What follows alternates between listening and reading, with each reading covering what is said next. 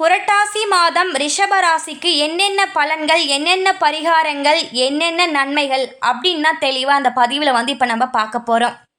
இப்போ பொதுவாக என்ன சொல்லியிருக்காங்கன்னா, ஜோதிடத்தில் அதிர்ஷ்டத்தை அள்ளும் ரிஷபராசி, பிரச்சனைக்கெல்லாம் ஒரே தீர்வு தான், இனிமே சந்தோஷம்தான் அப்படின்ற மாதிரி தான் நம்மளுடைய ஜோதிடத்து கணக்கில் நமக்கு காட்டுகிறது. ஆவணி மாதம் நிறைவடைந்து புரட்டாசி மாதம் தொடங்க உள்ளது. இந்த புரட்டாசி மாதத்தில் பல முக்கிய கிரகங்களின் பெயர்ச்சி நடைபெற உள்ளது. கன்னி ராசிக்கு சூரியன் செல்லக்கூடிய மாதமான இந்த புரட்டாசி மாதத்தில் ரிஷப ராசிக்காரர்களுக்கு கிடைக்கும் பலன்கள், பரிகாரங்கள் பற்றி தான் இந்த ஜோதிடத்தில் நம்ம தெரிஞ்சுக்க போகிறோம். அதுக்கு முன்னாடி நல்ல நேரம் பிறக்குது சேனலை மறக்காமல் சப்ஸ்கிரைப் செய்து வைத்துக் கொள்ளுங்கள். உங்களுடைய அன்றாட வாழ்க்கை, தினசரி ராசி பலன்கள் சொல்லி எல்லாத்தையுமே தெளிவாக இந்த வீடியோ மூலயமா நீங்கள் தெரிஞ்சுக்கலாம். வாங்க இப்போ வீடியோக்குள்ளே போகலாம்.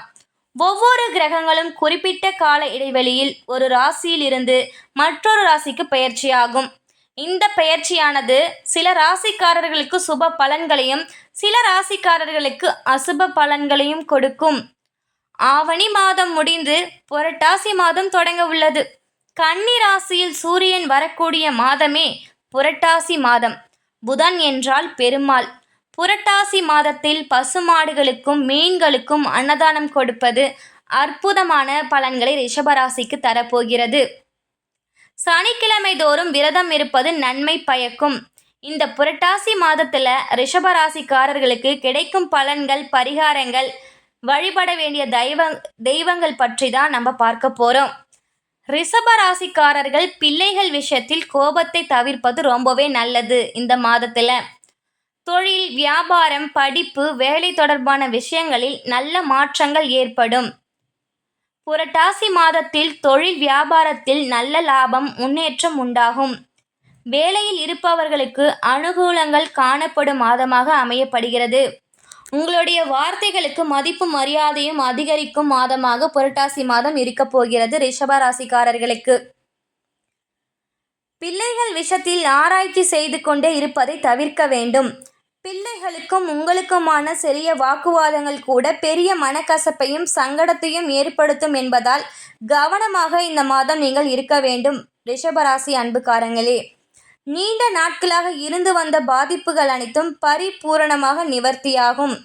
பண வரவு நன்றாகவே இருக்கும். புரட்டாசி மாதத்தில் எதிர்பார்க்காத இடத்தில் இருந்து நல்ல செய்திகள் கிடைக்கும். புதிய இருசக்கர வாகனம், கார் உள்ளிட்ட வாகனங்களை வாங்கும் யோகம் உங்களுக்கு உண்டு. பெற்றோர் பெரியவர்களுடன் இருந்த கஷ்டங்கள், மனம் தாங்கல் எல்லாமே நீங்கிற மாசமாய் காட்டுகிறது. இதுவரை தடையை ஏற்படுத்தி கொண்டிருந்த விஷயங்கள் இனி அடுத்தடுத்து நடக்கும். இழுபறியான இருந்த நிலைமைகள் எல்லாமே மாறும். தாய் வழி, தந்தை வழி உறவு மேன்மை அடையும்.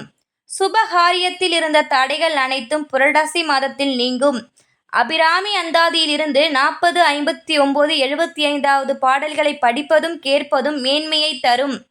விரயங்கள் அதிகமாக இருக்கும் காலகட்டம் என்பதால் செவ்வாய்க்கிழமை தோறும் மதிய வேளைகளில் ஏழைகளுக்கு உணவு தானம், எலுமிச்சை ஊறுகாய் அல்லது எலுமிச்சை ஜூஸ் தானமாக கொடுப்பது அற்புதமான நன்மைகளை இந்த புரட்டாசி மாதத்தில் ரிஷப ராசிக்காரங்களுக்கு ஏற்படுத்த போகிறது. அதீத வாக்குவாதம் வேண்டாம்.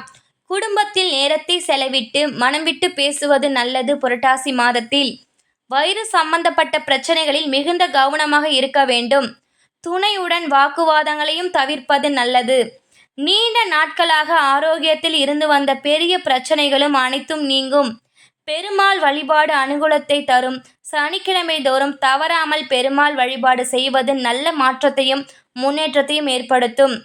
ஓகே நண்பர்களே, ரிஷபராசிக்காரங்க புரட்டாசி மாதத்தில் என்ன நடக்க போகுது, என்னென்ன பண்ணணும், என்னென்ன பரிகாரம்னு சொல்லிட்டு எல்லாத்தையுமே தெளிவாக இந்த பதிவு மூலமா நம்ம தெரிஞ்சுக்கிட்டோம். உங்களுடைய ரிஷபராசி நண்பர்களுக்கும் இந்த வீடியோ பிடிச்சிருந்தா மறக்காமல் ஷேர் பண்ணுங்கள்.